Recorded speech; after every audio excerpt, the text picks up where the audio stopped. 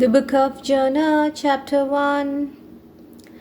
Now the word of the Lord came to Jonah, son of Amittai, saying, Go at once to Nineveh, that great city, and cry out against it, for their wickedness has come up before me. But Jonah set out to flee to Tarshish from the presence of the Lord. He went down to Joppa and found a ship going to Tarshish. So he paid his fare and went on board to go with him to Tarshish, away from the presence of the Lord. But the Lord hurled a great wind upon the sea, and such a mighty storm came upon the sea that the ship threatened to break up. Then the mariners were afraid, and each cried to his God.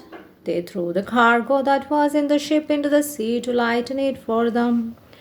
Jonah, meanwhile, had gone into the hold of the ship and had lain down and was fast asleep.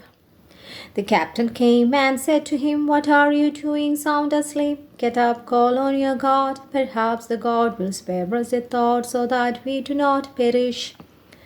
The sailors said to one another, Come, let us cast lots, so that we may know on whose account this calamity has come upon us.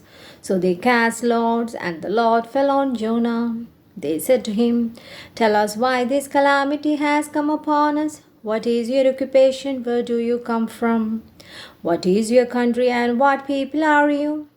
I am a Hebrew, he replied. I worship the Lord, the God of heaven, who made the sea and the dry land. Then the men were even more afraid and said to him, Why is this that you have done? For the men knew that he was fleeing from the presence of the Lord, because he had told them so. Then they said to him, What shall we do to you that the sea may quiet down for us? For the sea was growing more and more tempestuous. He said to them, Pick me up and throw me into the sea, and then the sea will quiet down for you. For I know it is because of me that this great storm has come upon you. Nevertheless, the men rowed hard to bring the ship back to land, but they could not, for the sea grew more and more stormy against them. Then they cried out to the Lord, Please, O Lord, we pray, do not let us perish on account of this man's life. Do not make us guilty of innocent blood, for you, O Lord, have done as it pleased you.